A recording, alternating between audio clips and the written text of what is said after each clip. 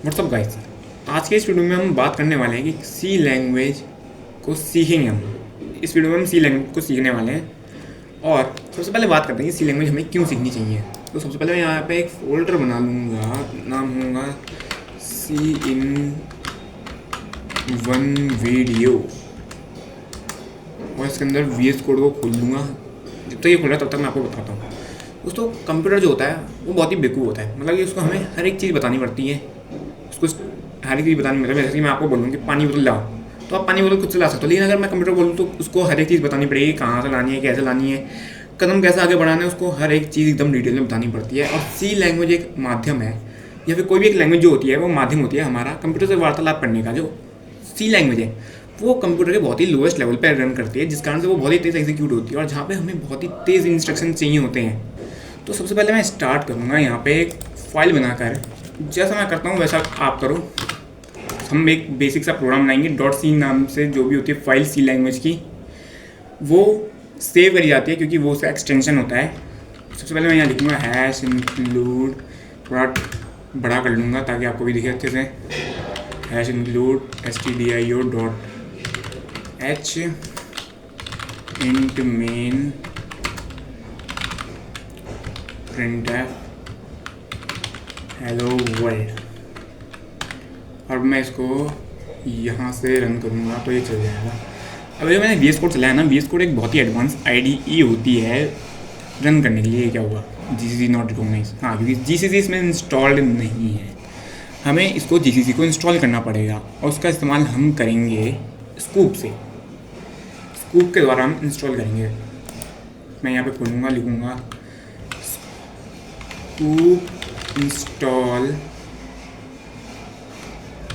GCC। तो क्या ये कर देगा? हाँ, ये कुछ तो कर रहा है, देखते हैं। अगर आपको स्कूप नहीं बता तो मैं स्कूप बता देता हूँ। स्कूप को आप एक सेकंड में, नेट चल रहा है? हाँ, चल रहा है नेट तो मेरा। स्कूप के बारे में आपको थोड़ा ओवरव्यू दे देता हूँ।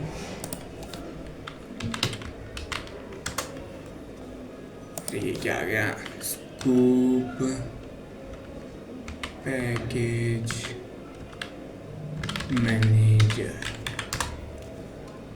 हाँ, तो स्कूप क्या होता है? स्कूप एक कमांड लाइन इंस्टॉलर होता है विंडोज़ के लिए। इससे इसको इंस्टॉल कर सकते हैं और इसकी सहायता से हम बहुत सारे पैकेजेस इंस्टॉल कर सकते हैं, पाइथन इंस्टॉल कर सकते हैं। हम इसमें MongoDB नाम के जैसे डेटाबेस इंस्टॉल कर सकते हैं। और मतलब ये बहुत ही कमाल का होता है, इसको आप ज़रूर यूज़ करना। इससे आप VS कोड भी इंस्टॉल कर सकते हो। सारा ये रेडीमेड आपको सेटअप करके दे देगा, हर एक चीज़ आपको करके दे देगा। ये अपने आप को खुद ही अपडेट भी कर लेता है। तो यहाँ पे देखो ये शुरू हो चुका है। ये अगर इज़न्ट इंस्टॉल्ड करेक्टली, तो ये दोबारा से इसको इंस्टॉल कर रहा है।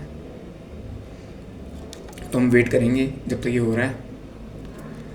तब तक मैं आपसे बात करता हूँ। जो सी लैंग्वेज होती है ना, सी लैंग्वेज होती है वो कंपाइल्ड लैंग्वेज होती है। जो कंपाइल्ड होती है वो कंप्यूटर में डायरेक्टली कंपाइल नहीं हो जाती।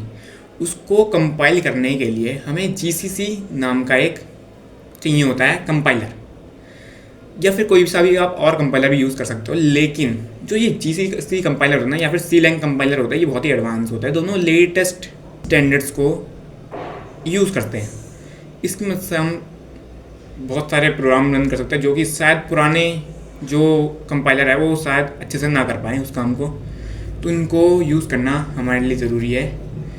जब तक हम बात करते हैं सी लैंग्वेज के बारे में। सी लैंग्वेज क्या है? कहाँ गया? बंद कर दिया मैंने, कर दिया होगा बंद, कोई बात नहीं, फिर से खुल जाएगा, दिक्कत नहीं है कोई। What is C language? तो यहाँ पे C language is a general purpose programming language that is used to create system software, application software, embedded systems. अब देखो, इसका इस्तेमाल सिस्टम सॉफ्टवेयर्स के लिए होता है, एप्लीकेशन सॉफ्टवेयर्स के लिए होता है और एम्बेडेड सिस्टम्स के लिए होता है।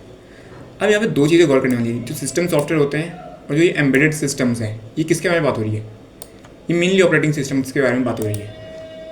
मेनली कह रहा हूँ, सिर्फ ऑपरेटिंग सिस्टम नहीं। और दूसरा जो एप्लीकेशन सॉफ्टवेयर है ना, इसमें भी यूज़ होता है। इसमें बहुत ही ज़्यादा डेवलपमेंट हो चुकी है। तो इसको बंद करेंगे। हमारा काम हुआ कि नहीं हुआ? हो गया। तो अभी मैं इसको ट्राई करूँगा GCC। तो यहाँ पे दिखा रहा है ना ये एरर, इस एरर का मतलब है ये हो चुका है, वरना ये एरर नहीं दिखाता मेरे को। मैं इसको यहाँ से बंद करूँगा और यहाँ पे दोबारा से लूँगा।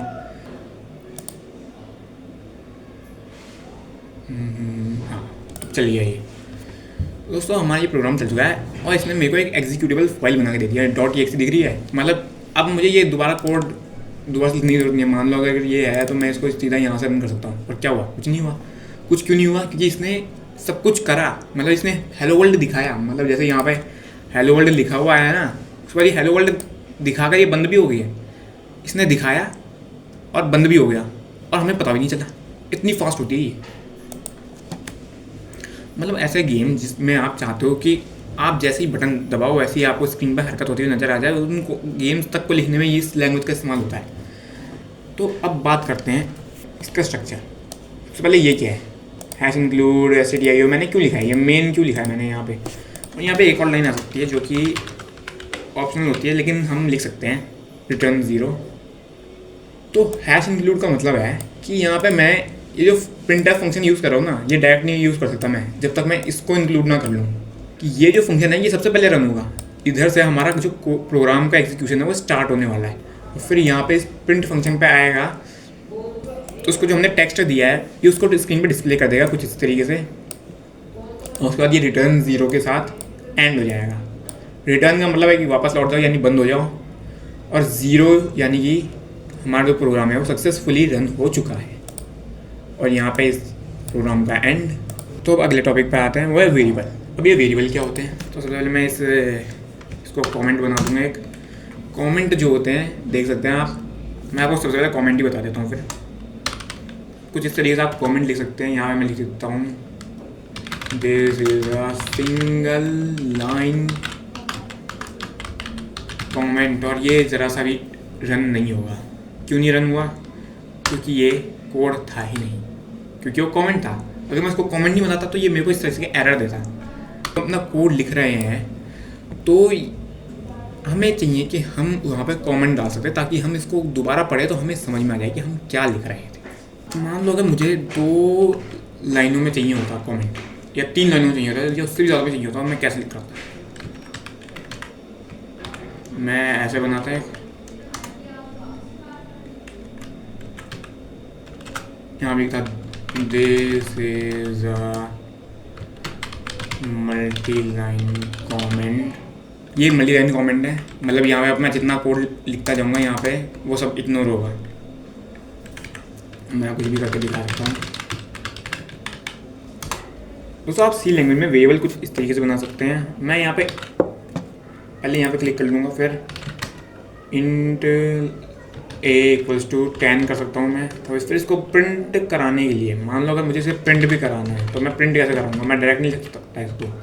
मैं यहाँ पे ये लिखूँगा %d और उसके बाद a। अब मैंने ऐसा क्यों किया? %d क्यों लगाया? अगर मैं यहाँ पे %d नहीं लगाता तो यहाँ पे क्या होता वो भी देख लेते हैं। रन करूँगा तो कुछ भी नहीं हुआ। क्यों नहीं हुआ?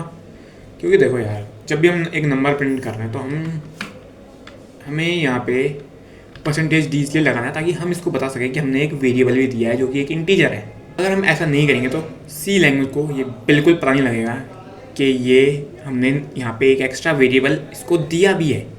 अब मैं आपको दूसरी चीज़ दिखाता हूँ।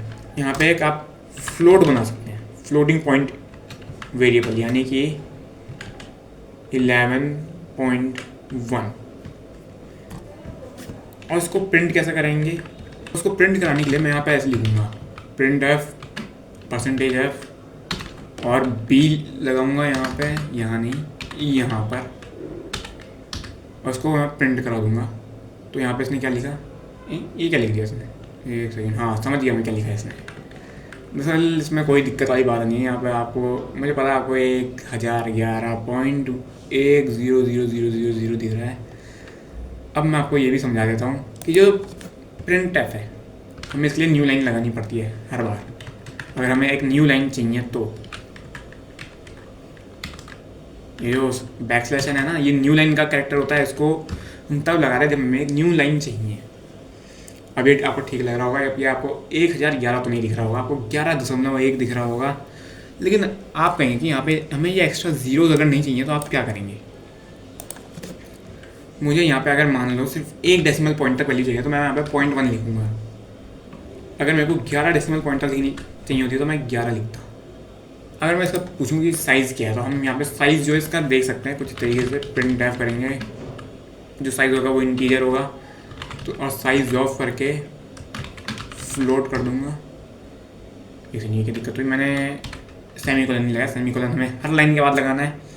हर लाइन के बाद मतलब जो कोड की लाइन है, मतलब यहाँ पे नहीं लगाना, यहाँ पे नहीं लगाना, ये कोड की लाइन नहीं है। ये मतलब ये समझ लो ये हम कोई काम यहाँ पे करा नहीं रहे, यहाँ पे हम बस ये कोई काम हो नहीं रहा है यहाँ पे बस ऐसा समझ लो ये इनिशियलाइजेशन है। यहाँ पे रियल में काम हो रहा है। हम यहाँ पे एक वेरिएबल बना रहे हैं, उसकी वैल्यू स्टोर कर रहे हैं, यहाँ पे उसको प्रिंट करा रहे हैं, यहाँ पे भी वेरिएबल बना रहे हैं, उसकी वैल्यू स्टोर कर रहे हैं, यहाँ पे प्रिंट करा रहे हैं, यहाँ पे भी प्रिंट करा रहे हैं, और यहाँ पे रिटर्न कर रहे हैं वैल्यू को। यहाँ पे इसने बताया कि इसका जो साइज़ है वो है 4 का क्या मतलब है, ये 4 बाइट में स्टोर है। अगर हमें कोई और इसको और ज़्यादा हाई प्रेसिजन में बनाना है तो हम यहाँ पे एक और डेटा टाइप है जो यूज़ कर सकते हैं। C में बनाऊँगा 11.1, प्रिंट एफ करूँगा, इस कमेंट को हटा दूँगा, ये वाला किसी काम का नहीं है। परसेंटेज लगाऊँगा 0.11f, कहाँ पे लगाऊँगा अभी, बैकस्लैश n, और अब इसको मैं रन करूँगा तो क्या रन किया। अच्छा तो मैंने यहाँ पे ये नहीं लगाया,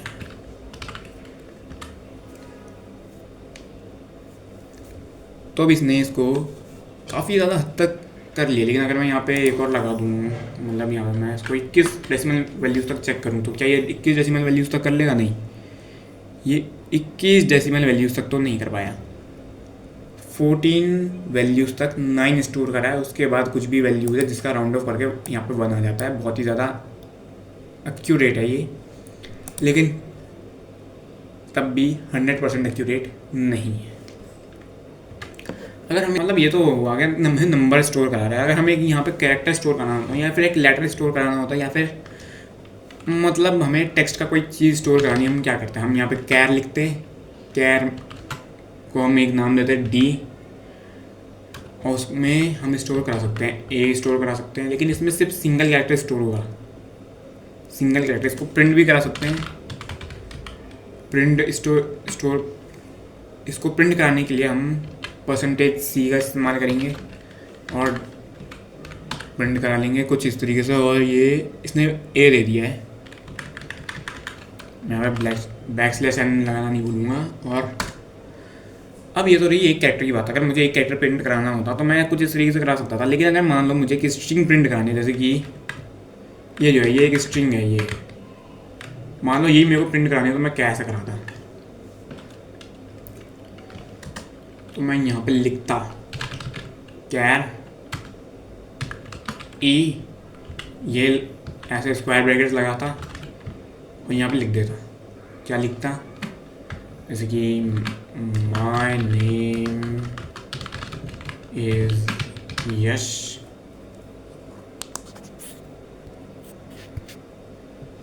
और इसको फुल स्टॉप लगाता हूँ। उसके बाद मैं प्रिंट एफ से इसको मैं डायरेक्ट दे सकता हूँ, इसको मुझे वैसे देने की ज़रूरत नहीं, मैं इसको डायरेक्ट दे सकता हूँ। और कुछ दिक्कत हो गई है, हाँ मैंने यहाँ पे ई नहीं लगाया, सेमीकोलन, और इसने इसको कर दिया काम। लेकिन मैं इसको अगर मान लो मुझे यहाँ पे मैं चाहता कि इसको मैं डायरेक्ट नहीं दूंगा, मैं इसको ऐसे ही दूंगा, मतलब जैसे मैं इनको दे रहा था अभी, मैं इनको जैसे प्रिंट करा रहा था ना, मेरे को वैसे ही कराना हो तो मैं एस का इस्तेमाल करता हूँ और यहाँ बैकस्लैश n भी लगा सकता हूँ और ये तब भी प्रिंट हो गया। अब सपोज कि हमें चाहिए कि हम एक कांस्टेंट वैल्यू ले, मतलब कि हम एक ऐसी वैल्यू चाहते हैं जो वैल्यू हम पूरे प्रोग्राम में चेंज ही नहीं होना देना चाहते। मान लो कि मैं उसे गलती से भी चेंज ना कर दूँ, तो मैं क्या करूँगा, मैं यहाँ पे कॉन्स्ट का इस्तेमाल करूँगा। कॉन्स्ट इंट बना सकता हूँ मैं, स्क्वायर बना सकता हूँ, फ्लोट बना सकता हूँ, मैं कुछ भी बना सकता हूँ, लेकिन कॉन्स्ट का इस्तेमाल करना पड़ेगा मुझे। मैं यहाँ पे अभी क्या बनाऊँगा, मैं यहाँ पे एक इंटीजर बनाता हूँ, उसका नाम क्या रखूँगा, मैं f रखूँगा, f इक्वल टू 10 नहीं 12। अब अगर मैं इसको चेंज करूँगा ना तो क्या दिक्कत आएगी यहाँ पे, अगर मैं इसको 13 करने की कोशिश करूँ तो ये मेरे को एरर देगा, ये मुझे एरर देगा। क्यों? क्योंकि इसने क्या बोला, assignment of read only variable f error. इसको प्रिंट कराने के लिए सेम ही तरीका है, कोई चेंज नहीं आता कॉन्स्ट की वैल्यूज़ में। कॉन्स्टेंट भी वेरिएबल्स ही होते हैं, बस उनको चेंज नहीं किया जा सकता। और इनका फ़ायदा ये होता है कि ये जो है ना, ये प्रोग्राम का एग्जीक्यूशन फास्ट कर देता है, क्योंकि मतलब इसके पास कांस्टेंट वैल्यूज़ हैं, तो ये अपने आप को ऑप्टिमाइज़ कर पाता है प्रोग्राम कि ये किस तरीके से रन होएगा। इस पर आता है जो कि है स्कैनएफ। यानी मान लो अब तक तो हम क्या करते थे, अब तक हम प्रिंट करा रहे थे वैल्यूज़, हम खुद ही बना रहे थे और खुद ही प्रिंट करा रहे थे। मान लो अगर हमें यूज़र से वैल्यू लेनी तो हम क्या करेंगे, मैं सबसे पहले इसको सेव करूँगा और मैं कमेंट भी बना दूँगा। इसको मैं कमेंट बना दिया मैंने। ये जो मैंने इसको एक ही बार में कमेंट बना दिया ना, ये VS कोड की फंक्शनैलिटी है। ये VS कोड में हम कर सकते हैं बड़ी आसानी से, लेकिन हो सकता है हम दूसरे किसी और आईडी का इस्तेमाल करें तो शायद ना कर पाएँ, लेकिन VS कोड हमें बहुत अच्छी फंक्शनैलिटी देता है। VS कोड को सल्यूट है इस बात पे। आगे बात करते हैं हम, क्या बात करते हैं हम, स्कैनएफ की। हाँ, तो हम यहाँ पे एक वेरिएबल लेंगे, इंट a इक्वल टू करने की जरूरत नहीं है, हम इसको वैल्यू यूज़र इनपुट से लेंगे ना, स्कैनएफ। और अब हम यहाँ पे कुछ इस तरीके से इसको लेंगे, फिर हम इसको प्रिंट भी कराएंगे, क्योंकि हम देखना चाहेंगे कि हमारा जो काम हुआ है वो हुआ है कि नहीं हुआ। अभी समझाता हूँ क्या हुआ। हमने एक वेरिएबल बनाया, वैल्यू कुछ असाइन नहीं करी उसे, इसकी कोई भी रैंडम वैल्यू अपने आप से, एक रॉ डेटा है इसमें स्टोर हो जाएगा अपने आप। हमने फिर यहाँ पे स्कैनएफ से क्या किया, यहाँ पे हमने बताया कि हमने एक साथ में एक लिंक किया हुआ इंटीजर वेरिएबल भी तुम्हें दिया है। इस इंटीजर वेरिएबल में का हमने क्या दिया है, एड्रेस दिया है। जब भी हम ये एम्परसेंड का इस्तेमाल करते हैं तो हम एड्रेस दे रहे होते हैं। एड्रेस हमने क्यों दिया, क्योंकि उसको कॉपी देने के बजाय जब भी हम यहाँ पे इस तरीके से वेरिएबल सेंड करते हैं तो ये हम उस वेरिएबल की कॉपी भेज रहे होते हैं, उस वेरिएबल के डेटा की कॉपी। मतलब कि वो वेरिएबल नहीं जा रहा है, वो वहाँ पे उसके डेटा की कॉपी जा रही है एक। हम इसको अब रन करेंगे, हमें इसको पूछना पड़ेगा, हमें मतलब यूज़र को बताना पड़ेगा कि तुम्हें एक वैल्यू देनी है, एंटर अ नंबर। हाँ, मैं इसको ऐसे बंद कर दूँगा। तो यहाँ पे क्या होगा, ये हम यहाँ पे लिखेंगे मान लो 12, तो 12 प्रिंट हो गया। क्यों प्रिंट हुआ, क्योंकि हमने यहाँ पे प्रिंट करने को बोला था। मैं अगले टॉपिक पर आऊँगा कि वेरिएबल्स को हम मैनिपुलेट कैसे कर सकते हैं, हम उनकी वैल्यूज़ को मैनिपुलेट कैसे कर सकते हैं। जैसे मैं अभी बता रहा था ना, वेरिएबल की कॉपी भेजेंगे, ये भेजेंगे, उधर भेजेंगे, तो अब कैसे भेजेंगे वो बताता हूँ। फॉर एग्जाम्पल इंट ए है हमारे पास, उसमें क्या वैल्यू है, उसमें 10 वैल्यू। अब मान लो मैं एक और वेरिएबल बनाता हूँ b नाम से, उसमें a की जो वैल्यू उसको असाइन करता हूँ। असाइन का मतलब है मैं उसको वो वैल्यू दे रहा हूँ कि तुम भी उसी वैल्यू का रहो। तो ये बताओ, अगर मैं b की वैल्यू एडिट करूँ तो क्या a की वैल्यू एडिट हो जाएगी? मतलब कि अगर मैं b को 13 बना दूँ तो क्या a भी 13 हो जाएगा? नहीं, a 13 नहीं होगा, क्योंकि b के पास जो है, b ने a की वैल्यू को स्टोर करा है, a की वैल्यू छीन नहीं ली उससे। मतलब a की वैल्यू उसके पास भी है और वो उसकी एक कॉपी b के पास भी है। b की एक कॉपी को हमने चेंज कर दिया और a की जो वैल्यू है वो उसके पास जैसी की वैसी पड़ी है। मैं यहाँ प्रिंट करा के दिखा देता हूँ, वैल्यू ऑफ a %d लगाऊंगा और a को प्रिंट करा दूंगा। सिमिलरली मैं b के लिए भी करूँगा, वहाँ प्रिंट हो जाएगा। और मुझे यहाँ पे \n लगाने चाहिए थे। और आप देख सकते हैं यहाँ पे वैल्यू चेंज नहीं हुई a की, और b की वैल्यू हमने चेंज कर दी है। अब मान लो अगर मुझे प्लस माइनस करने होंगे तो मैं क्या करूँगा, मैं a में कुछ भी अगर मुझे प्लस करनी है वैल्यू तो मैं दो तरीके से कर सकता हूँ। पहले तो a प्लस 1 कर सकता हूँ या 2 कर सकता हूँ, 3 कर सकता हूँ, जैसी मेरी मर्ज़ी। उसके बाद प्रिंट कर सकता हूँ या फिर मैं बार बार ये कोड क्यों लिखूँ। मैं सीधा यहीं से कॉपी करूँगा, यहाँ पेस्ट कर दूँगा और एक ही जो वैल्यू है वो 11 होगी, क्योंकि 10 + 1 = 11 होता है। इसको मैं थोड़ा सा और अच्छे से कर सकता हूँ, मतलब और छोटे मेथड से कर सकता हूँ। वो ये है +=1 करने से भी सेम ही चीज़ होगी। ए में जो है वैल्यू उसमें 1 जुड़ जाएगा। अगर मुझे डिवाइड करना होता तो मैं क्या करता, मेरे पास 2 तरीके थे, मतलब मैं आपको सीधा सीधा करके दिखा देता हूँ। printf एडिशन, यहाँ पे मैं कॉमा लगाऊंगा, a + b करूँगा और यहाँ पे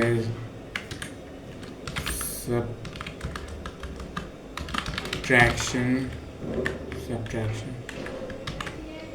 यहाँ पे मैं माइनस कर दूँगा, यहाँ पे मैं मल्टीप्लाई कर दूँगा, यहाँ पे मैं डिवाइड कर दूँगा और यहाँ पे मैं क्या करूँगा, यहाँ पे मैं कुछ नहीं करना है, इसको हटा दूँगा। यहाँ माइनस यहाँ पे होना है, मल्टीप्लाई यहाँ होना है और डिवाइड यहाँ होना है। डिवाइड करते हुए हमेशा ये ध्यान रखने वाली बात है कि जो इधर हमने वैल्यू दिया ना, ऑपरेटर के राइट हैंड साइड में जो हमने वैल्यू दिया है वो कभी भी 0 नहीं होनी चाहिए, वरना हमें रन टाइम एरर आएगा डिवीजन विद 0 का। या अगर हो सकता है एरर भी ना आए, हमें बस प्रोग्राम एकदम से बंद हो जाए एरर के साथ और हमें पता भी नहीं चले। मैं इसको रन करूँगा और देखूँगा क्या होता है। तो यहाँ पे समझ में मुझे यह है कि मैंने यहाँ पे बैक स्लैश नहीं लगाया, जो मुझे लगाना चाहिए था। मेरे को पिटाई करनी पड़ेगी अपनी, मैं क्यों भूल जाऊँ बार बार। हाँ, तो एडिशन करने पे जो a + b हुआ वो 12 हो गया, माइनस करने में -2 और मल्टीप्लाई करने में 143 और डिवाइड करने पे 0। आप कहेंगे डिवाइड करने पे 0 कैसे हो सकता है भला। 10 जो है ना, देखो जो 10 है या 11 जो भी है, उसका अगर हम डिवीजन करेंगे 13 से तो जो वैल्यू है वो 0 पॉइंट करके कुछ आएगी। और ये डिवाइड करने वाला ये क्या करता है, जैसे मान लो फॉर एग्जांपल सपोज उसकी वैल्यू आई 0.87864 ऐसे कुछ करके आई डॉट। तो ये क्या करेगा, इसको इंटीजर वैल्यू देगा, ये इस वैल्यू को हटा देगा ये। हाँ, अगर मैं यहाँ पे क्या कहते हैं 6 लगाता, 6 नहीं, यहाँ पे मैं आपको 26 लगाता तो मेरे को 2 देखने को ज़रूर मिल जाता। जैसे कि मैंने बोला था मुझे मिल गया 2 देखने को। इस कमेंट को हटा दूँगा और अब मैं असाइनमेंट ऑपरेटर पे आ जाता हूँ। असाइनमेंट ऑपरेटर जैसे कि ये था ना, ये प्लस करने वाला, वैसे मैं आपको करके दिखाऊंगा। इसको भी मैं कॉपी करूँगा, मैं बहुत आलसी इंसान हूँ, मैं कॉपी पेस्ट पे ज़्यादा विश्वास रखता हूँ। और ऐसा हमने कर लिया और अब मैं इसको माइनस करूँगा, यहाँ पे मैं इसको मल्टीप्लाई करूँगा, यहाँ पे मैं इसको डिवाइड करूँगा। डिवाइड मैं 2 से करूँगा और मैं इसको प्रिंट करके दिखा दूँगा।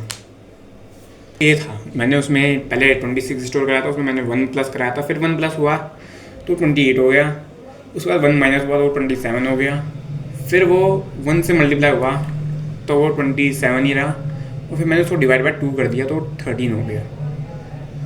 सीधी बात है, उसमें कुछ बहुत ज़्यादा मुश्किल मैंने रॉकेट साइंस नहीं समझाई है। अब आते हैं अगले टॉपिक पे, जो कि है कंडीशनल ऑपरेटर या फिर लॉजिकल ऑपरेटर जैसे आप कह सकते हैं। तो आने से पहले आपको कुछ बात बताना चाहता हूँ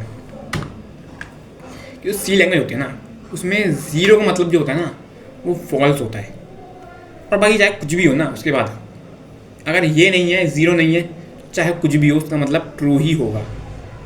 0 ना यहाँ पे, इसका मतलब फॉल्स और इसका मतलब है फॉल्स, मतलब जो 0 नहीं है वो ट्रू है, जो कुछ है वो ट्रू है, वो जो उसका एग्जिस्टेंस है वो है, लेकिन जो 0 है वो कुछ नहीं है, उसके लिए मतलब वो गलत है 0 एक तरीके से। मैं यहाँ पे आपको कंडीशंस पे आ जाता हूँ ताकि कंडीशंस के साथ आपको रिलेशन ऑपरेटर ज़्यादा समझ में आएंगे।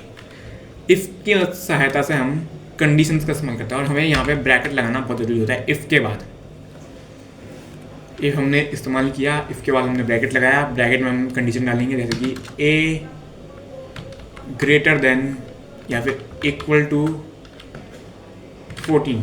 अब मुझे पता है कि वो 14 के बराबर नहीं है, फिर भी मैं ये लगा रहा हूँ और मैं यहाँ पे कुछ इस तरीके से कंडीशन डालूँगा अपनी और उसके अंदर का कोड एग्जीक्यूट करा सकता हूँ, जैसे कि योर वैल्यू इज़ रॉन्ग, मतलब यहाँ ये वो गलती होगी ना, और मैंने यहाँ पे फिर से सेमीकोलन नहीं लगाया। तो यहाँ पे देखो सब कुछ इसने करा, लेकिन जो लास्ट वाली लाइन थी योर वैल्यू इज़ रॉन्ग, वो उसने प्रिंट नहीं किया क्योंकि हमारी वैल्यू करेक्ट है यार। सी लैंग्वेज गलती नहीं कर रही। अगर मैं यहाँ पर 13 करता था तो ज़रूर बोल देता। क्यों बोला? क्योंकि ये वैल्यू करेक्ट है, लेकिन हमें प्रिंट रॉन्ग करवाया है। हम यहाँ पे ऐसा इसके साथ अन्याय नहीं करेंगे, हम इसको करेक्ट कर देंगे। और उसने बोला योर वैल्यू इज़ करेक्ट, जैसे कि आप देख सकते हैं।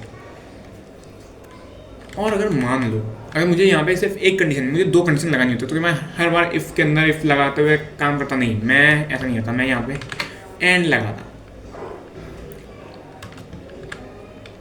जो बी है वो किसके बराबर होना चाहिए? वो 13 के बराबर होना चाहिए, तो मैं उसका भी 13 कर दूंगा। तो आई होप ये फिर से रन हो जाएगा। हाँ, इस बार भी ये रन हो गया, इसमें भी कोई एरर नहीं है। अब मैं यहाँ पे सिर्फ क्या एंड का इस्तेमाल कर सकता हूँ, मैं यहाँ पे और का इस्तेमाल करना है, और का इस्तेमाल कर सकता हूँ। और के लिए मुझे कुछ इस तरीके से लिखना होगा, डबल M% यानी एंड होता है, और ये जो मैंने 2 खड़ी नहीं लगाई है ना, इसका मतलब और होता है। यानी कि या तो ये सही होना चाहिए या फिर जो मैं इधर लिख रहा हूँ वो सही होना चाहिए। मैं जो अगली कंडीशन क्या लिखूँ, मैं मान लो एक गलत कंडीशन लिख दूँगा मैं, जैसे कि 1 = 2, ये फॉल्स ही होगी। फिर भी मेरा ये जो होगा ये करेक्ट वैल्यू बोलेगा। क्यों बोला इसने? क्योंकि ये कंडीशन ऑप्शनल थी कि या तो ये ट्रू होनी चाहिए या फिर ये ट्रू होनी चाहिए, और इनमें से एक ट्रू थी, इसलिए ये रन हो गया। अगर दोनों फॉल्स होती ना तो ये रन नहीं होता। जैसे मान लो अगर मैं इसको नॉट इक्वल टू बना देता तो ये रन नहीं होता, नहीं होना रन।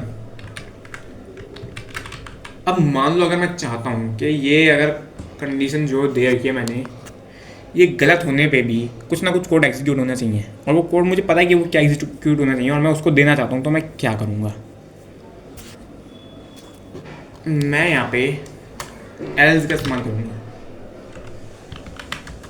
यहाँ मैं लिखूँगा printf your value is wrong. अब लग रहा है ना कोड कंप्लीट, जो ये कोड है अब कंप्लीट लग रहा है। मतलब पहले अगर हमारी ऊपर वाली वैल्यू गलत हो जाती तो हम मतलब दिक्कत हो रही थी हमारे लिए।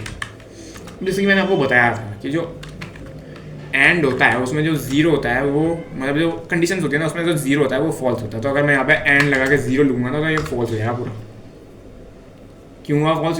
0 मतलब फॉल्स था यार, और वो एंड के साथ 0 लगेगा तो मतलब समझ सकते हो आप कि जो वैल्यू है उसके लिए वो गलत है, कि जो 0 है वो गलत है, तो इसके साथ जो एंड है वो भी गलत है। क्योंकि दोनों जब तक सही नहीं होंगी, मतलब ये दोनों जब तक सही नहीं होगी, ये पूरे इवैल्यूएट उठ के तब तक ये भी 1 में इवैल्यूएट नहीं कर पाएगा अपने पूरे इतने बड़े क्या कहते हैं उसे, स्टेटमेंट को या फिर आर्ग्यूमेंट को। अब जो अगली बात है वो है नॉट ऑपरेटर। फॉर एग्जाम्पल इसको मैं यहाँ और को हटा दूंगा, यहाँ पे मैं नॉट लगा देता, नॉट 0, तो ये करेक्ट हो गया। क्यों? क्योंकि जो नॉट 0 का मतलब क्या है, मैंने यहाँ पे एक्सक्लेमेशन मार्क इसलिए लगाया कि एक्सक्लेमेशन मार्क का मतलब होता है नॉट, और नॉट 0 जो होगा वो मतलब जो 0 नहीं है वो क्या है, वो ट्रू है। मैंने वो बोला था जो 0 नहीं है वो चाहे साइन लैंग्वेज में भी 0 ना हो वो ट्रू होगा। मैं यहाँ पे 1 लिखता या नॉट 0 लिखता, यही बात थी। मैं यहाँ पे 2 भी लिख सकता था, मैं यहाँ पे 3 भी लिख सकता था, लेकिन अगर मैं नॉट 0 लिखूँ तो वो थोड़ा आपको ट्रिकी लग सकता है।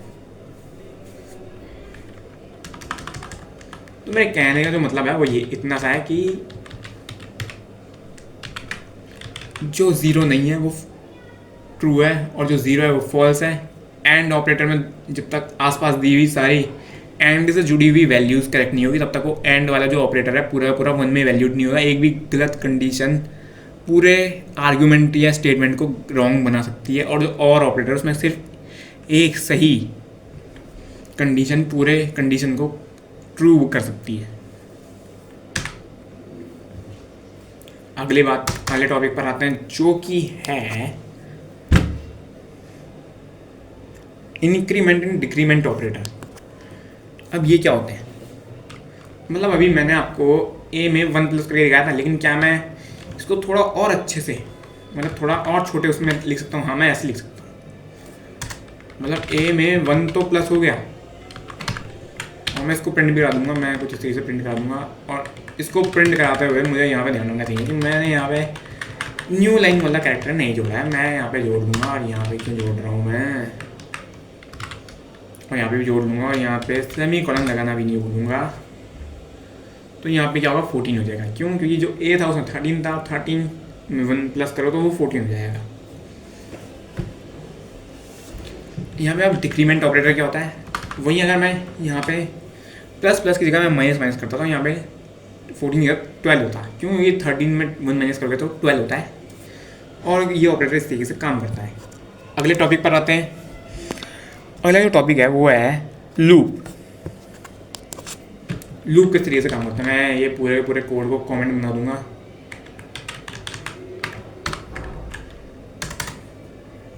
ये जो लूप होता है ना, मान लो जैसे कि आपने कोड लिखा, उसमें आप अपना नाम, जैसे फॉर एग्जांपल आप अपना नाम चाहते हो कि वो 10 बार प्रिंट हो जाए, तो आप क्या करोगे? आप क्या 10 बार मतलब उसको लिखोगे, print F my name is ये, माई नेम इज़ ये, माई नेम इज़ ये करके लिखते रहोगे? आप नहीं, आप लूप का इस्तेमाल करोगे। जैसे कि मैं यहाँ पे वाइल लूप का सबसे पहले इस्तेमाल करूँगा। मैं चाहूँगा एक इंट नाम का एक वेरिएबल जिसमें 0 हो, इंट ए नाम से एक वेरिएबल उसमें 0 है। फिर मैं वाइल का इस्तेमाल करूँगा जब तक जो ये ए है वो 10 से छोटा है, तब तक क्या करो कि प्रिंट एफ करो मेरा नाम यशराज, और ए को प्लस करते रहो। उसके बाद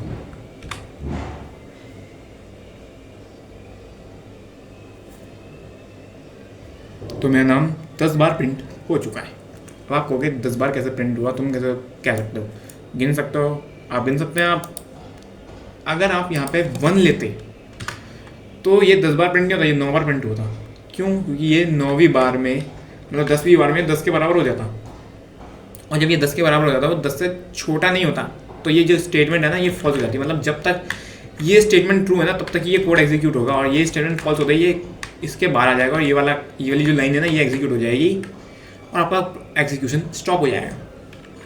तो अगर आपको ये चाहते हो कि ये प्रिंट हो, चाहे आप 1 भी डालो, तो आपको यहाँ पे स्मॉलर और इक्वल टू का साइन लगाना बहुत ज़रूरी होता है, ताकि ये 10 बार प्रिंट हो जाए। ये 10 बार प्रिंट हो चुका है, मुझे गिनने की जरूरत नहीं है, मुझे पता है 10 बार प्रिंट हो चुका है। तो अब मैं आगे ये करूँगा कि अगला, मतलब जो मैं यही सेम चीज़ मैं क्या करूँगा, मैं फॉर लूप से करूँगा। फॉर लूप क्या होता है, फॉर लूप भी वो मैं आपको करके दिखा देता हूँ। For int i equals to 0, i smaller than 10, और फिर आई प्लस प्लस। आप बस देखते जाओ मैं क्या करूँ। प्रिंट एफ यशराज, कहाँ आ गया मैं, और ये प्रिंट हो गया। अब यहाँ पे दिक्कत ये है कि मैंने यहाँ पे इस वाले कोड को कमेंट नहीं बनाया। कमेंट बनाऊंगा तो मुझे सिर्फ अपना एक बार प्रिंट हुआ हुआ दिखेगा, मतलब एक बार जो 10 बार मैं प्रिंट करा रहा था वो दिखेगा, और 10 बार प्रिंट हो चुका है।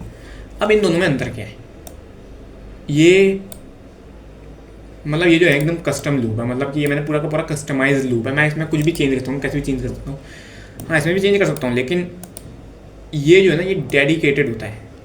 ये मतलब कम लाइंस में लिखने के लिए होता है।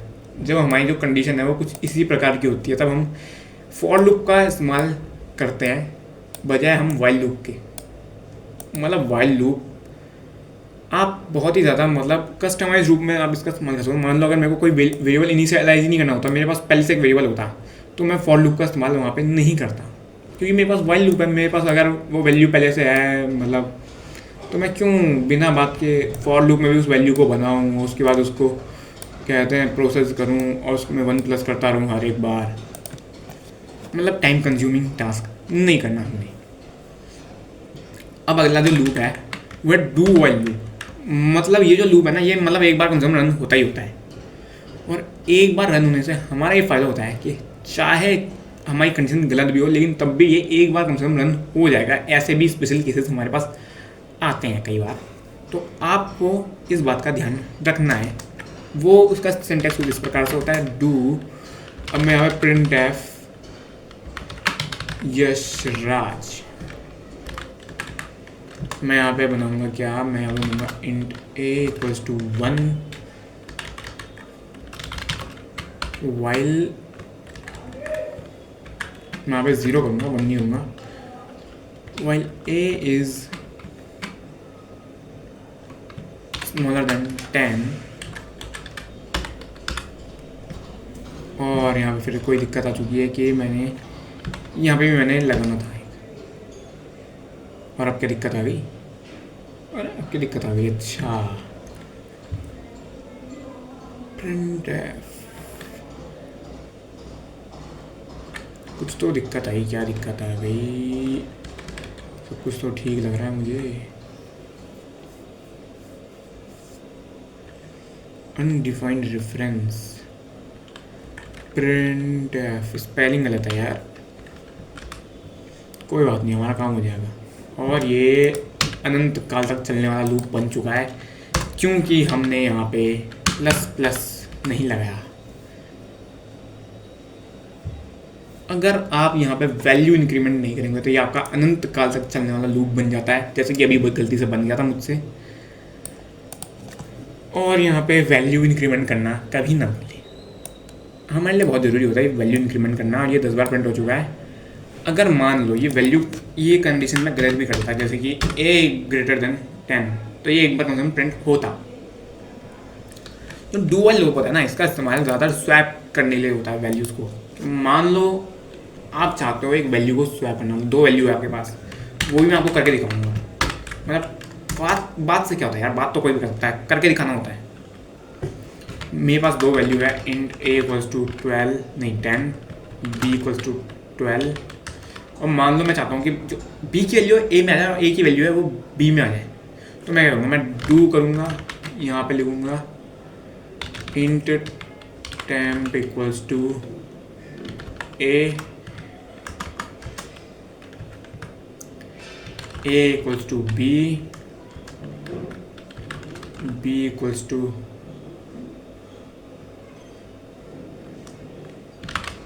temp, और उसके बाद while 0, यहाँ मैं इसको कुछ इस तरीके से बंद कर दूंगा। और ये चेक करने के लिए इसकी वैल्यू चेंज हुई ना हुई, उसके लिए मैं यहाँ पे प्रिंट भी करा दूंगा, इन दोनों वैल्यूज़ को करूँगा और इसकी वैल्यू देखूँगा। तो ये 10 पहले प्रिंट हुआ, नहीं 12 पहले प्रिंट हुआ और 10 बाद में प्रिंट हुआ। जबकि मैंने जो इनिशियलाइज वैल्यू थी वो 12 b की थी और 10 a की थी, और ये वैल्यू स्वैप हो चुकी है। इसको मैं थोड़ा अच्छे से लिख देता हूँ, तो मतलब देख के समझ आना चाहिए ना यार को, क्या हमें खूबसूरती चाहिए यार अपने कोड में। कोड जो होता है वो हमारा बहुत खूबसूरत होना चाहिए यार, हमें देख के तो समझ में आना चाहिए। ऐसे मैं खिचड़ी पका दूँगा, क्या समझ में आएगा किसी को। तो मैंने ऐसे ही क्यों लिखा, मैंने इसको डायरेक्ट क्यों नहीं लिखा, आपको सवाल ये दिमाग में आएगा। और इसका जवाब ये है कि देखो यार, जब भी ये जो हम करली ब्रैकेट लगाते हैं ना, जब भी हमारा जो कोड है इस करली ब्रैकेट के बाहर आता है ना, तो इसके अंदर बनाए गए वेरिएबल्स होते हैं ना, जैसे कि यहाँ पे मैंने इंट temp करके बनाया है, ये जो वेरिएबल होते हैं ये डिलीट हो जाते हैं, कि ये जो वेरिएबल इनका अस्तित्व ही खत्म हो जाएगा। अगर मैं यहाँ पे लिखूँ अगला डी डाल के tmp, मतलब temp में कौन सा वेरिएबल होना चाहिए, temp में ए होना चाहिए, लेकिन यहाँ पे एरर आ गई। क्यों आई, क्योंकि यहाँ पे इसने कहा कि temp जो है अनडिक्लेयर्ड है, मैंने कि हमने इसे बनाया ही नहीं है, लेकिन हमने तो इसे बनाया था, लेकिन ये डिलीट कर दिया गया ना। सी लैंग्वेज की एक खास बात होती है, जब भी हम ये करली ब्रैकेट्स के बाहर आते हैं अपना कोड एग्जीक्यूट करके, तब जो अंदर बनाए गए वेरिएबल्स होते हैं उसके वो डिलीट हो जाते हैं, ख़त्म हो जाते हैं, उनका अस्तित्व ही खत्म। अगले टॉपिक पर आता है जो कि है जंप स्टेटमेंट्स। फॉर एग्जाम्पल मैं यहाँ पे इसको कमेंट बनाऊंगा और अगली लाइन पे जाऊंगा। यहाँ पे मैं एक फॉर लूप बनाऊंगा int i equals to 0, i smaller than 10 और आई प्लस प्लस, और मैं यहाँ पे कुछ टास्क परफॉर्म करूँगा, जैसे कि इफ़ आई जो है वो अगर 2 से डिवाइड होने पर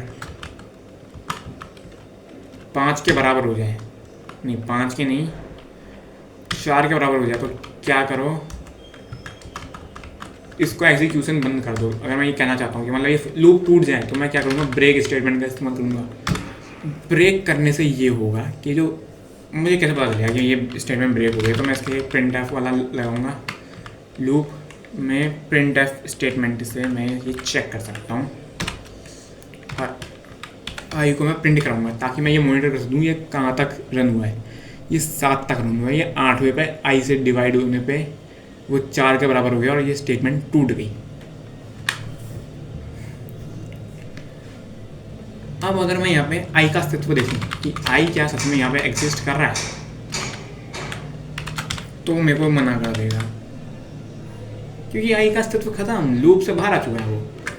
फॉर लूप का यही फ़ायदा होता है जब हम ऐसा वेरिएबल चाहते हैं जो कि अपना अस्तित्व ही ख़त्म कर ले लूप का एग्जीक्यूशन ख़त्म होने के बाद, तो हम फॉर लूप का इस्तेमाल करते हैं। तो अब मैंने आपको ब्रेक स्टेटमेंट समझाई, अब मैं आपको कंटिन्यू समझाऊंगा।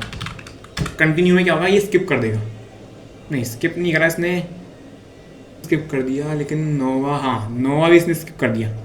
अगर मैं इसको थोड़ा और लंबा बनाता, फॉर एग्जांपल मैं इसको 15 तक ले जाता तो क्या होता, ये 8वें और 9वें को इसने स्किप कर दिया क्योंकि मैं इसको 2 से डिवाइड कर रहा हूँ। अगर मैं इसको डिवाइड ही ना कर रहा होता तो मैं ये सिर्फ 4 को स्किप करता और बाकी कोड जैसा कि वैसा ही रहता। आप देख सकते हैं यहाँ पे 3 के बाद 4 स्किप हो गया और 5वां रन हो गया। जब आप चाहते हो कि जैसे ही आपकी कोई कंडीशन फायर हो और आपका जो लूप है वो स्टार्टिंग में पहुँच जाए, मतलब यहाँ पे पहुँच जाए और उसके बाद ये कोड एग्जीक्यूट यहाँ से फिर से होना स्टार्ट हो जाए अगली वैल्यू के साथ, तो आप कंटिन्यू का इस्तेमाल करते हैं। और जब आप चाहते हो कि उसके बाद आपका कोड ही ना एग्जीक्यूट हो, मतलब ये आगे का जो कोड दे रखा है, ये क्या हो गया, ये जो आगे का आपने कोड देगा ये एग्जीक्यूट ही ना हो, तो आप वहाँ पे ब्रेक का इस्तेमाल कर सकते हैं जहाँ से लूप आपको तोड़ना है कि आप चाहते नहीं हो अगर लूप आगे बढ़े तो आप ब्रेक का इस्तेमाल करोगे, और जहाँ चाहते हो कि आप उस एक आइट्रेशन को स्किप कर दो तो आप कंटिन्यू का इस्तेमाल करोगे। हम अगले टॉपिक जाएंगे जो है फंक्शंस।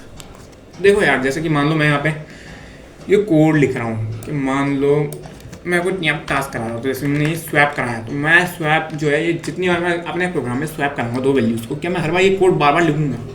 मतलब क्या मैं कुछ एक आसान तरीका नहीं कर सकता कि मैं अपने कोड को थोड़ा छोटा करने के लिए इस कोड को कहीं पे सेव करके रखूँ और ये कोड मैं दोबारा यूज़ कर सकूँ?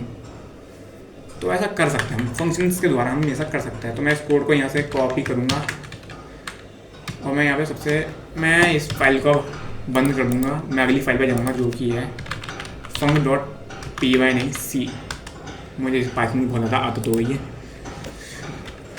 तो मैं यहाँ पे जैसे मैंने पहले stdio इंक्लूड किया था वैसे मैं stdio.h इंक्लूड कर दूँगा इसमें, int main रिटर्न 0, और यहाँ पे मैं क्या करूँगा, मैं यहाँ पे 2 चीज़ें कर सकता हूँ, या तो मैं void बना सकता हूँ या फिर मैं int बना सकता हूँ। void के बारे में मैंने अब तक आपको नहीं बताया। जो void होता है ना वो दरअसल मतलब नल को डिनोट करता है। ये अगर आपने मतलब नथिंगनेस कि एक void जो है वो कुछ भी नहीं होता, void का अस्तित्व ही नहीं होता है, ऐसा समझ लो। जैसे 0 है ना वैसे ही void है। void अगर आप उसका मतलब भी सर्च करोगे, जैसे कि मैं यहाँ पे अगर सर्च करूँ क्या होता है void, जैसे कि मैं यहाँ जाऊँ what is void, तो ये बताएगा इन लार्ज एम्प्टी स्पेस, यानी कि नथिंगनेस। हमें जब चाहिए कि पहले मैं आपको फंक्शन बना के दिखा देता हूँ। इंट स्वैप नाम से मैं एक बनाऊँगा, इसमें मैं 2 वैल्यूज़ इनपुट में लूँगा, इंट ए इंट बी, और फिर मैंने कोड कॉपी किया था वो मैं यहाँ पे पेस्ट कर दूँगा। अब देखो ये जो कोड है ये क्या सच में काम करेगा? सच्ची बात बताओ ना, ये काम नहीं करेगा। क्यों नहीं करेगा? क्योंकि ये वैल्यूज़ तो स्वैप कर रहा है लेकिन ये वैल्यूज़ हमारी चेंज नहीं कर पाएगा। क्यों? क्योंकि हमने इसको कॉपीज़ भेजेंगे। मैं आपको करके दिखाता हूँ सबसे पहले। ये मैं यहाँ पे 2 वैल्यूज बनाऊंगा। इंट ए की जगह मैं कोई और नाम भी ले सकता हूँ मैं, लेकिन इंट ए ही लूँगा क्योंकि आप कन्फ्यूज ना हो। ये जो वैल्यू है ना ये अलग है और ये जो ए है ये अलग है। मैं आपको पहले करके दिखाऊंगा फिर सबको समझाऊंगा। ये देखो बी बनाया, उसकी वैल्यू 12, स्वैप करूँगा ए बी, उसका मैं प्रिंट कराऊंगा, वैल्यू चेंज नहीं होगी।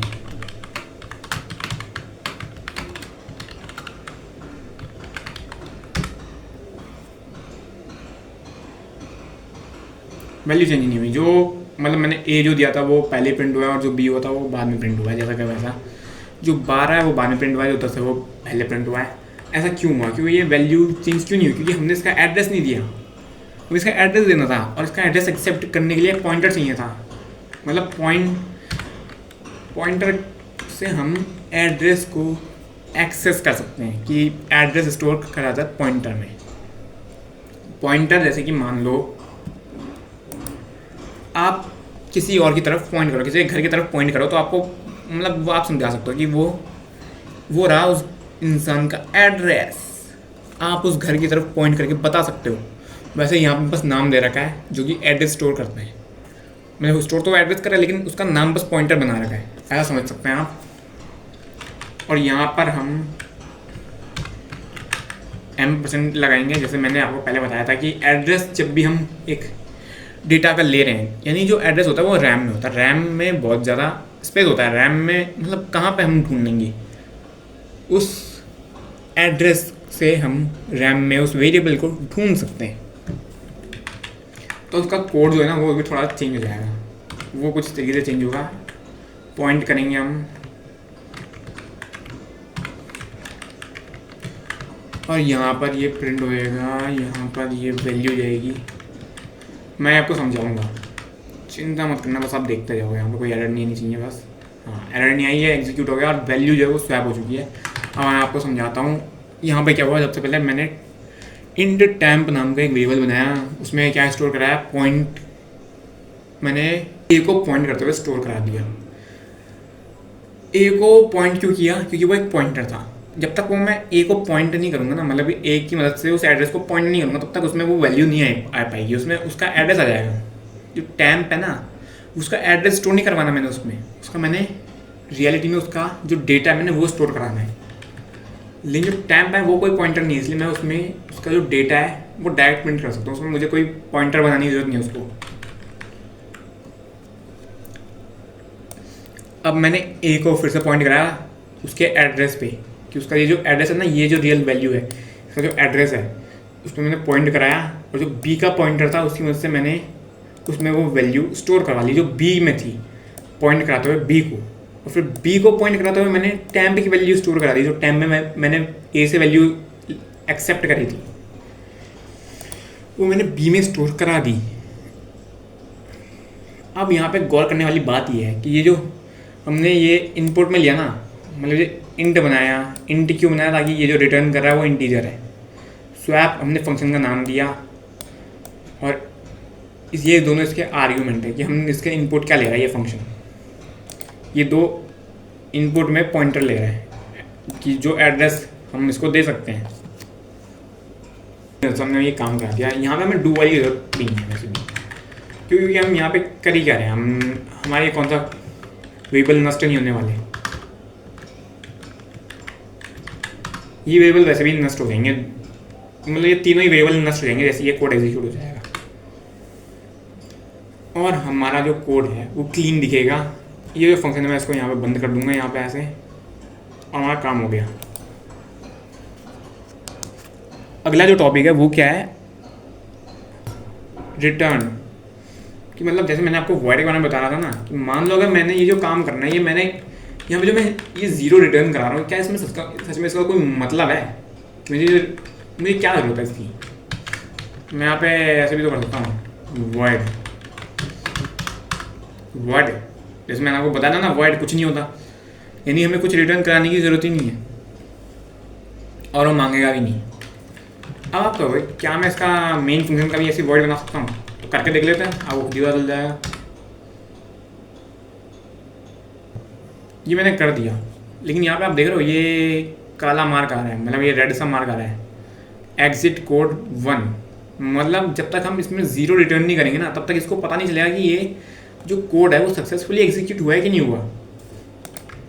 तो हम यहाँ पे इंट का इस्तेमाल करेंगे। ये कन्वीनियंट रहता है जब हम अपना चेक करेंगे हमारा जो कोड है वो सक्सेसफुली एग्जीक्यूट हुआ है या नहीं हुआ है। हमें पता कैसे चलेगा कि सक्सेसफुली एग्जीक्यूट हुआ है भी है कि नहीं, तो हमें चीज़ें पता चलेगा रिटर्न 0 से। अब देखो यहाँ पे ब्लू मार्क आ गया। जब हम डेवलपमेंट कर रहे हैं किसी एप्लीकेशन का तो हमें ये चीज़ ध्यान रखनी चाहिए ताकि हमें पता चले कि जो कोड एग्जीक्यूट हमने किया है वो सक्सेसफुली एग्जीक्यूट हुआ है। टाइम भी करा सकता था, जब आप थोड़े एडवांस हो जाएंगे तो आप कराएंगे, लेकिन अब तक के लिए इतना काफ़ी है, आपको इतना मतलब चल जाएगा। अभी एज अ बिगिनर आपको इतना ही जानना चाहिए। अब आता हूँ मैं एरेज पे। एरे क्या होती है, तो मैं फंक का बंद करूँगा ये func.c और ये मैं array.c नाम से एक फाइल बनाऊँगा। यहाँ पे मैं फिर से वही करूँगा include stdio.h int में रिटर्न 0 और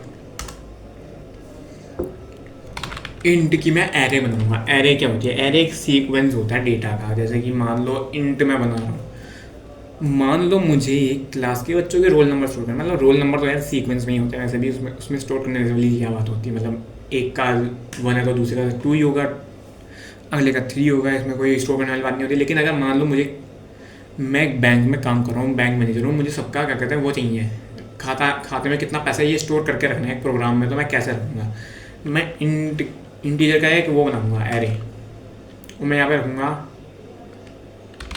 मनी डिपॉजिट। एग्जाम्पल है ये, मान लो किसी के अकाउंट में 12 रुपये है, किसी के अकाउंट में 13 रुपये, किसी के अकाउंट में 48 है, कोई बहुत अमीर इंसान, मतलब बच्चों का अकाउंट है मान लो ये, और एक के पास है 5000, तो उनने मान लो ये मेरे पास 5,000 है। तो ये जो है ये हमारे पास एक एरे है कि हमारे पास एक सीक्वेंस ऑफ डेटा है। अब इसको मैं एक्सेस किस तरीके से कर सकता हूँ, मैं इसको प्रिंट किस तरीके से कर सकता हूँ। मैं एक फॉर लूप बनाऊंगा जो इसको प्रिंट करे, मतलब मैं एक फंक्शन बना लूँगा ताकि मैं इसको जब भी मैं इसको चेक कर रहा हूँ तो मेरे को बार बार इसको ऐसा खोल के देखना ना पड़े। बनाऊँगा क्योंकि मुझे कुछ रिटर्न नहीं कराना, मुझे बस प्रिंट कराना है। मैं प्रिंट एरे करके बनाऊँगा, और यहाँ पे सबसे पहले मैं क्या लूँगा, मैं इंट का पॉइंटर लूँगा।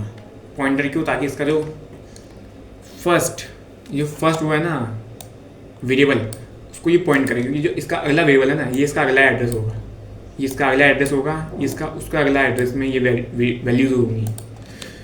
तो मैं एक ptr नाम से एक पॉइंटर लूँगा और एक इंट नाम से कि कितनी वैल्यूज़ है, n मान लेते हैं n वैल्यूज़ है, उसके लिए मैं कोड लिखा। तो मैं यहाँ पे एक फॉर लूप लगाऊंगा, int i equals to 0, i smaller than n, i plus plus print F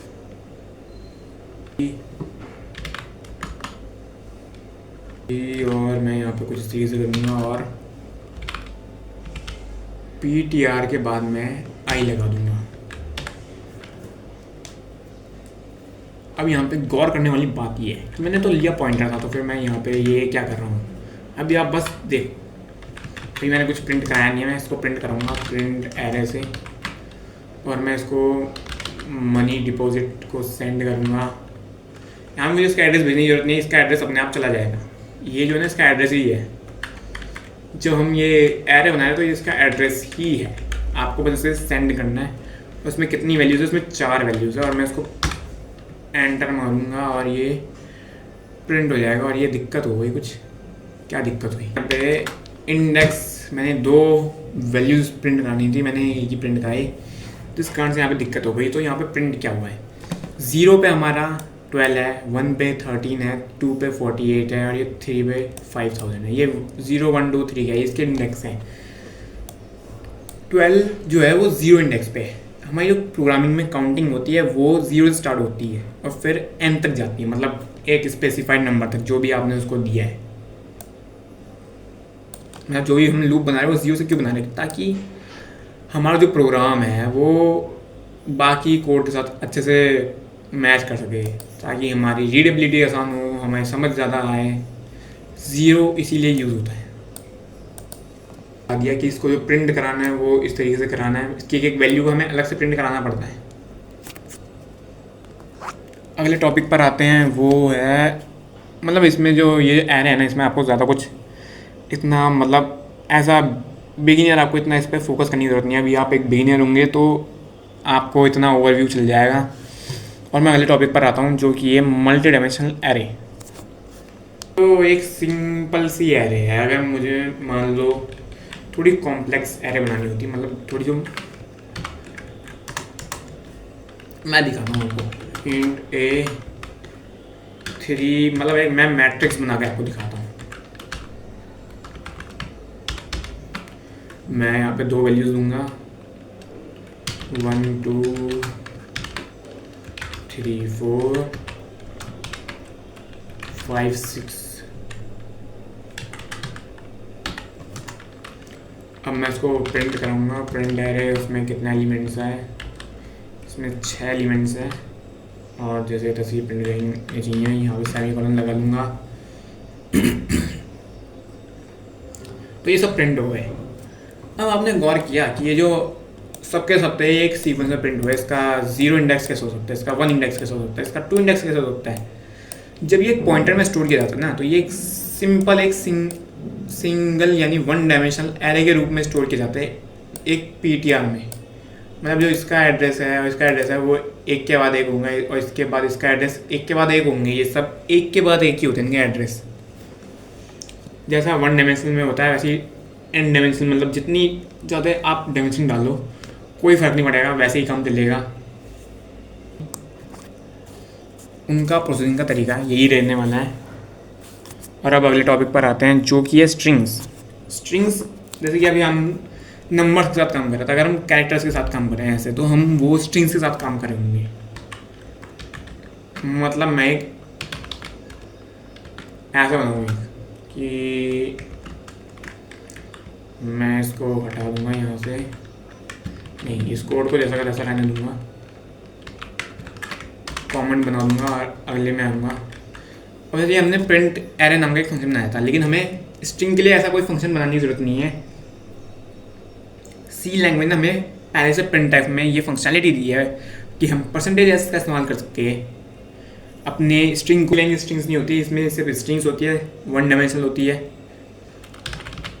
अब मैं यहाँ पे एक a नाम से एक वेरिएबल बनाऊंगा और उसमें स्ट्रिंग स्टोर करूँगा, जैसे कि यश नाम की मैंने ये स्ट्रिंग स्टोर करा दी। स्ट्रिंग क्या होता है, स्ट्रिंग टेक्स्ट होता है। टेक्स्ट की जब हम प्रोसेसिंग करते हैं तो उसमें हम स्ट्रिंग का इस्तेमाल करते हैं। अब देखो यहाँ पे अगर मैं आपसे पूछूँ यहाँ पे कितने कैरेक्टर्स हैं, तो आप क्या कहोगे, यहाँ पे 4 कैरेक्टर्स हैं? नहीं, यहाँ पे 5 कैरेक्टर्स है। 5वां जो है वो नल कैरेक्टर है।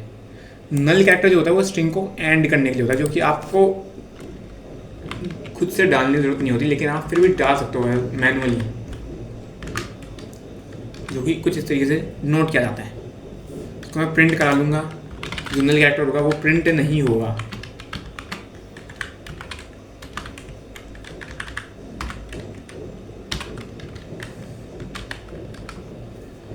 और ये प्रिंट हो जाना चाहिए, हाँ हो गया, ये प्रिंट हो गया। पॉइंटर में भी एक स्ट्रिंग को स्टोर करा सकते हैं कुछ इस तरीके से, मतलब कुछ नहीं बदला, जैसा का वैसा था वैसे ही रहा। अगर मैं यहाँ पे मान लो 12 कैरेक्टर्स लेता, तो मतलब सिर्फ एक कैरेक्टर नहीं, मैं 12 कैरेक्टर्स ले रहा हूँ। मतलब सिर्फ एक तो वैसे भी नहीं ले रहा, मैंने 5 ले रहे कैरेक्टर्स डिफ़ॉल्ट में भी। इस बार मैंने 12 कैरेक्टर्स लिया कि मैं इसमें कुछ और भी स्टोर कर सकता हूँ। और अगर मुझे इसमें जोड़ना है तो मैं क्या करूँगा, मैं यहाँ पे एक और लाइब्रेरी को, मतलब लाइब्रेरी नहीं, हेडर फाइल को इंक्लूड करूँगा, जो कि है stdlib.h। और मैं इसमें strcat का इस्तेमाल करूँगा। ए में मतलब मैं यहाँ पे पहले b नाम से बनाऊँगा, b = राज। और मैं प्रिंट करा लूँगा, मतलब इसमें जुड़वा दूँगा बी को और प्रिंट भी करा दूँगा। कोई एरर तो नहीं आई? अच्छा हाँ, str लिव नहीं है, स्ट्रिंग डॉट एच का इस्तेमाल करना चाहिए था मुझे। मेरी प्रॉब्लम है, मैंने गलती करी, कोई बात नहीं।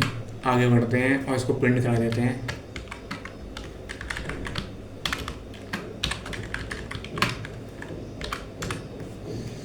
और अब सब कुछ ठीक से प्रिंट हो गया है और ये स्टार्च प्रिंट हुआ है, मेरा पूरा नाम प्रिंट हो चुका है यहाँ पे, जैसे कि मैं देख सकता हूँ।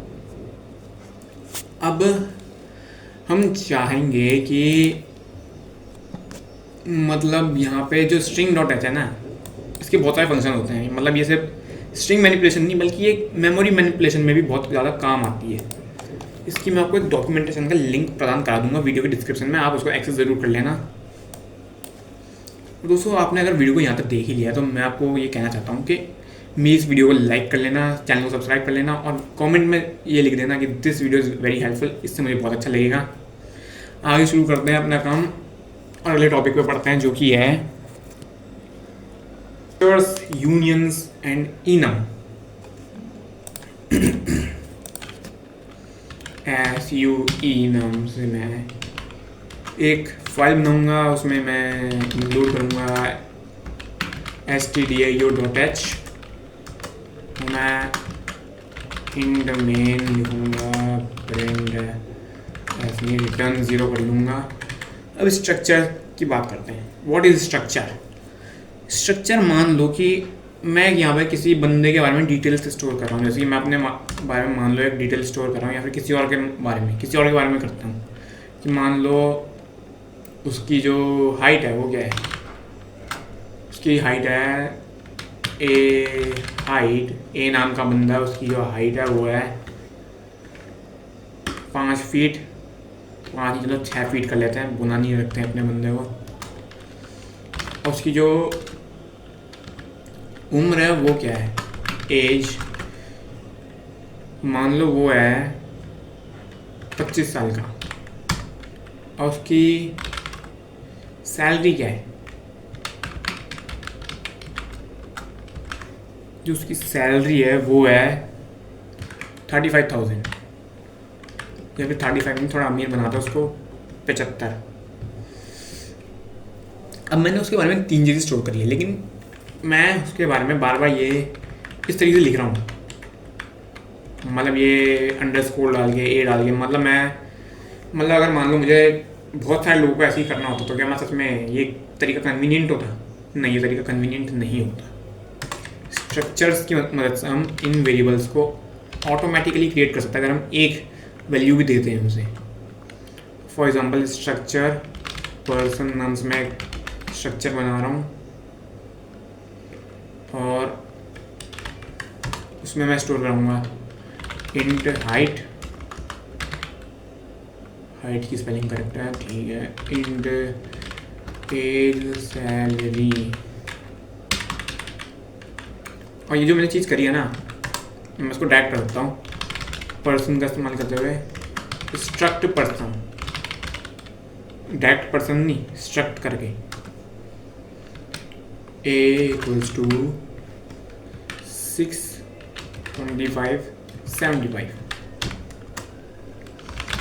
अब मुझे अगर इसका कुछ प्रिंट कराना है कि मान लो मुझे इसकी हाइट प्रिंट करानी है, तो मैं इसको ऐसे प्रिंट करा दूँगा a.height। ये ज़्यादा कन्वीनियंट है, मतलब ये थोड़ा ज़्यादा रीडेबल भी लग रहा है। अगर मैं इसकी बात करूँ कि ये जो लिखा हुआ है ये मतलब इतना पढ़ने में अच्छा नहीं लग रहा। ये काम जो है वो 1 लाइन में हो गया, ये काम मैंने 3 लाइनों में करा। हाँ, ये अगर मैं इसकी बात करूँ कि मान लो ये जो है ये तो 4 लाइन हो गए, लेकिन अगर मान लो मेरे को बी का भी स्टोर करना है, सी का भी स्टोर करना है, तो मैंने थोड़ा आसान तरीके से नहीं किया। मतलब मैं अगर इस तरीके से करता है ऊपर वाले तरीके से, तो ये 9 लाइनें लग जाती है इसमें। अगर इसका देखें तो इसमें 4, उधर 3, 7 लाइनें लगी हैं। और अगर मान लो मुझे 10 का करना होता तो मैं 10 के 10 में मतलब तो मुझे 30 लाइनें लग जाती और उसमें 14 लाइनें लगती। तो जो ये तरीका है वो ज़्यादा कन्वीनियंट है। एट द एंड बात करते हैं वो है यूनियन। एक डेटा टाइप अगर मैं मान लो एक बनाता हूँ, यूनियन, मान लो मेरे को चाहिए कि या तो मैं एक बंदे की हाइट स्टोर कर सकता हूँ, या तो उस बंदे का फेवरेट डेसिमल नंबर स्टोर कर सकता हूँ जिसमें पॉइंट आता हो, या फिर उसकी मैं फेवरेट कैरेक्टर स्टोर कर सकता हूँ कि कौन सा लेटर उसको फेवरेट है। कैसे करूँगा? मान लो मेरे को एक बनाना है, मैं इसका नाम क्या दूँ? मैं नाम दे देता हूँ, मान लो ABC। तो मैं यहाँ पे दूंगा इंड एज कैरेक्टर के लिए C, और फेवरेट नंबर के लिए फ्लोट, और यहाँ पे दूंगा क्या, मैं यहाँ पे एक नम बना देता हूँ। अब देखो मैं ना इसमें कोई सी भी वैल्यू को एडिट कर सकता हूँ। इस वाले कोड को मैं कमेंट बना दूंगा, यूनियन ABC, और मैं यहाँ पे UN नाम से या फिर UNEU नाम से वो बना दूंगा, यूनियन बना दूंगा ABC का। और मैं व्यू का जो है मैं कुछ भी एडिट कर सकता हूँ, मैं एज दे सकता हूँ, एज मान लो 12 साल है बंदे की, और क्या कहते हैं मैं प्रिंट करा दूंगा U.age, ऐसे नहीं जैसे बताया था मैंने वैसे। अब कुछ दिक्कत हो गई? क्या दिक्कत हो गई? इंड में इसमें कोई दिक्कत हो गई? ये क्या दिक्कत है? मतलब मैंने एक्सपेक्टेड है, कहीं मैंने कुछ मिसिंग कर दिया क्या? हाँ मिसिंग तो है, यहाँ पे एक सेमीकोलन लगाना था जो मैं गलती से भूल ही गया, कोई बात नहीं, मैंने ठीक कर लिया है। और अब मैंने जो एज है वो ठीक से प्रिंट करा लिया है। अगर मान लो मैं यहाँ पे उसका कैरेक्टर जो है वो दे देता A, तो क्या होता? जो वैल्यू है वो एज वो चेंज हो गई, 97 हो गई। कैसे? क्योंकि देखो ये है ना C को अगर मैं बात करूँ तो ये C जो है ना, A मैंने उसमें स्टोर करा है, A की क्या वैल्यू है। अगर मैं यहाँ पे A प्रिंट कराता तो जो A है वो 97 को डिनोट करता है एक इंटीजर के मामले में। तो इसने क्या किया, एज को रिमूव किया, इसने C को डाल दिया, उठाया डाल दिया। अब क्या हुआ, मैंने जब एज को एक्सेस करा तो मेरे को तब भी C की वैल्यू ही मिली। और अगर मैं मान लो एक्सेस करता फ्लोट को, मतलब जो फ्लोट मैंने नम दिया था उसको एक्सेस करता था, मेरे को क्या वैल्यू मिलती? U.num 0 क्यों? ये होता है फ्लोट है। फ्लोट को अगर हम प्रिंट करेंगे तो क्या होगा? एक नंबर के रूप में हम उसको इंटीजर के रूप में प्रिंट नहीं कर सकते, वो 0 हो जाएगा। अगर मैं U.num को दे देता 12.0, बाय द वे जो 12.0 है ना, ये अगर कभी आप कंपाइलर से मिलो ना चीज़ किया तो आप उसको पूछ सकते हो ये क्या है, ये वो आपको बताएगा, आपको अच्छे से समझाएगा कि ये जो है ये फ्लोट नहीं है रियलिटी में, ये एक डबल है। ये उसको डबल ही मानेगा, चाहे आप इसमें कुछ भी कर लो। आप इसके लिए यहाँ पे F लगा सकते हो या फिर कैपिटल F कर सकते हो, आपकी इच्छा है। मेरे को अभी ज़रूरत नहीं है तो मैं नहीं करूँगा। अभी ये प्रिंट क्यों नहीं कर रहा? क्योंकि यहाँ पे मैंने F नहीं लगाया, F लगाऊंगा ये प्रिंट कर देगा। अब आपको होगा अगर मैं यहाँ पे ये ना लिखता तो क्या होता, तब भी यहाँ पे यही होता। इनम क्या होता? इनम बस ऐसा समझ लो, एक के बाद एक आप बस वैल्यूज़ बना रहे हो जिनका जो सीक्वेंस है वो है 0 1 2 3 4 करते हुए सारी वैल्यू बन रही है। आप एक यहाँ पे कोई सा भी दे सकते हो, जैसे कि मैं यहाँ पे पर्सन दूंगा, पर्सन नहीं, मैं यहाँ पे दूंगा एनिमल। एनिमल का मैं क्या दूंगा? एनिमल में अगर मान लो लॉयन की बात हो, लॉयन, कैट, डॉग, एलिफेंट, अरे यार स्पेलिंग, हाँ जरूरत नहीं, आप यहाँ पे कुछ भी स्टोर करा सकते हो और उनकी वैल्यू एक सीक्वेंस में स्टोर होगी। अगर मैं यहाँ पे लॉइन करूँ तो वहाँ पे 0 होना चाहिए, मैं जितना जानता हूँ 0 होना चाहिए, 0 है। As expected.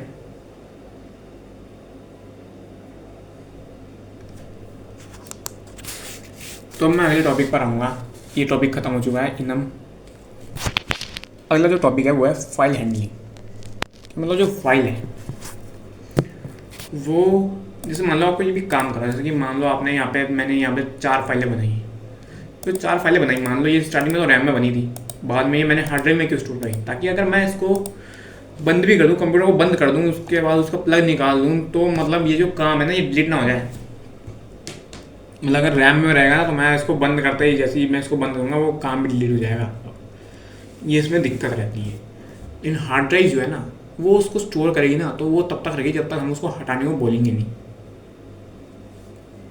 बताऊँगा यहाँ पे मैं लिखूँगा फाइल मैनिपुलेशन का short form .c as include stdio.h as include stdlib.h। File के साथ हम stdlib जरूर इस्तेमाल करेंगे।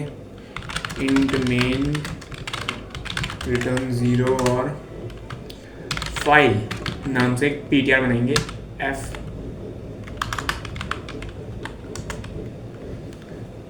मतलब फाइल के जो टाइप है ना, उससे हम एक ptr बनाएंगे। उसको क्या करेंगे, इफ़, मतलब जो मैं कर रहा हूँ वो आप बस करते जाओ। एफ ओपन और पाथ क्या दूंगा मैं, इसका मान लो यहाँ पर मुझे पहले कोई फाइल बना लेनी चाहिए। अगर अब टेक्स्ट बनाऊंगा मैं, और मैं दूंगा yes is a good boy. इसको मैं बंद कर दूंगा सेव करके, और मैं यहाँ पे इसका पाथ दे दूंगा ref.text। और क्या करना है, इसको रीड करना है। हम इसको कैरेक्टर नहीं, इसको स्ट्रिंग ही देंगे। रीड करना है, और अगर ये इक्वल हो नल के बारे में भी मैं आपको बताऊंगा। तो क्या करो,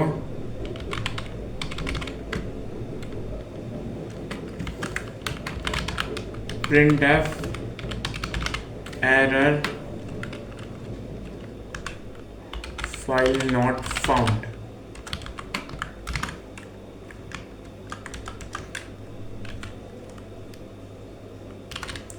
ये होगा, और उसके बाद मैं एग्जिट इस्तेमाल करूँगा और एग्जिट कोड 1 होगा।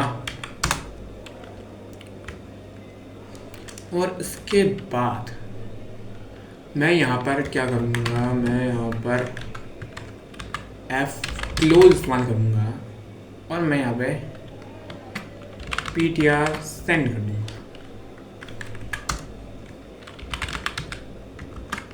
अब मुझे चाहिए कि मैं इसका इस्तेमाल करके, मतलब जो भी इसमें है, मैं उसको रीड करूँ। रीड किस में करूँगा मैं, रीड मैं कर सकता हूँ एक स्ट्रिंग में। स्ट्रिंग बनाऊँगा मैं। सबसे पहले स्ट्रिंग की लेंथ क्या होनी चाहिए, 100 रखूँगा मैं। Char equals A100 f scan f का इस्तेमाल करूँगा मैं।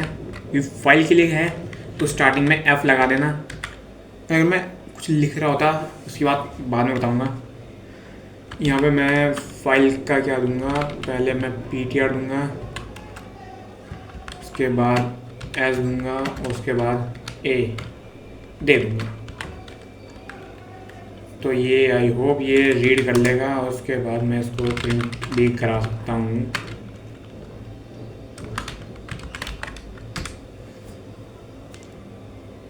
कोई एरर तो नहीं है? नहीं, इसने क्या किया, इसने जो है ना एक वर्ड रीड करा। लेकिन अगर मान लो मेरे को पूरी लाइन रीड करनी हो तो मैं क्या करता हूँ, मैं इसमें गेट्स का इस्तेमाल करता हूँ शायद, f गेट। कोई दिक्कत आ गई? हाँ, कोई दिक्कत आ गई। दिक्कत यह है कि मेरे को पहले जो है अपनी स्ट्रिंग देनी चाहिए थी, फिर मैक्स काउंट देना चाहिए था, और मुझे फिर फाइल देनी चाहिए थी। तो मैं क्या करूँगा कि यहाँ पे पहले अपना मैक्स काउंट दूंगा 100, और उसके बाद फाइल क्या है, फाइल है ptr, और मेरा काम हो गया। Yes is a good boy print हुआ आ गया। क्यों आया? क्योंकि उस फाइल में था। अब मान लो मुझे इस फाइल को एडिट करना है, तो मैं क्या करूँगा, मैं ptr बनाऊंगा फिर से equals to f open rough dot text और यहाँ पे मैं r करूँगा नल। अब देखो यार, अगर नल होता है ना, नल मतलब वॉइड स्टार जीरो को डिनोट करता है। वॉइड स्टार जो जीरो होता है उसकी मदद से आप इस्तेमाल कर सकते हैं, नल वैल्यू को डिनोट कर सकते हैं, जो कि ये पहले से आपको एक इसका मैक्रो देता है जो कि है नल। नल को मतलब आप जहाँ पे भी लिखोगे वहाँ पे वॉइड स्टार जीरो अपने आप आ जाएगा। वो एक पॉइंटर के रूप में भी इस्तेमाल हो सकता है, एक इंटीजर के रूप में भी इस्तेमाल हो सकता है, एक फ्लोटिंग पॉइंट के रूप में भी इस्तेमाल हो सकता है। बस ज़्यादा सोचना नहीं है, मतलब एक ऐसा पॉइंटर जो कि नल है उसको नल डिनोट करता है। नाम भी एकदम हमने बड़े अच्छे से दिया है इसका। मैं आगे बोलूँगा, यहाँ पे लिखूँगा file not found exit code 1। अब मैं करूँगा एफ प्रिंट एफ का इस्तेमाल करूँगा। तो एफ प्रिंट एफ में सबसे पहले मैं स्ट्रिंग लूँगा, क्या थी, यू आर माई व्यूअर और मैं ptr लूँगा और f क्लोज करूँगा, ptr करूँगा। और क्या ये काम करेगा? नहीं, ये काम नहीं करेगा। क्यों नहीं करेगा? क्योंकि यहाँ पे मेरे को पहले फॉर्मेट देना था, फिर मेरे को पहले फाइल लेनी थी।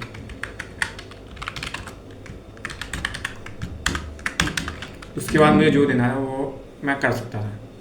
अब क्या ये लिख दिया वो इसने? हाँ, इसने लिख दिया यू आर माई व्यूअर, इसने लिख दिया, चेंज हो गई फाइल। तो देखो यार, अब जो हमने ये चेंज करा है ना, अब मैं इस कंप्यूटर को बंद कर दूंगा तो भी ये फाइल ऐसी ही रहेगी जब तक मैं फाइल को खुद से एडिट ना करूँ। मान लो अगर मैं चाहता हूँ कि इसने तो मतलब जो पहला टेक्स्ट था वो हटा दिया, अगर मैं चाहता कि वो टेक्स्ट वापस आ जाए और ये टेक्स्ट ना हटे जो अभी मैंने लिखा है, तो मैं यहाँ पे ए का इस्तेमाल करता हूँ और वो टेक्स्ट नहीं हटता। अभी मैं जाकर देखूँ ना, तो यहाँ पे 2 बार लिखा हुआ आएगा you are my viewer, you are my viewer. तो अब मैं अगले टॉपिक जिसमें मैं अपनी बहुत सारी प्रोग्रामिंग लैंग्वेज की वीडियो बना रहा हूँ, मैं लिंक डिस्क्रिप्शन में डाल दूँगा उसका।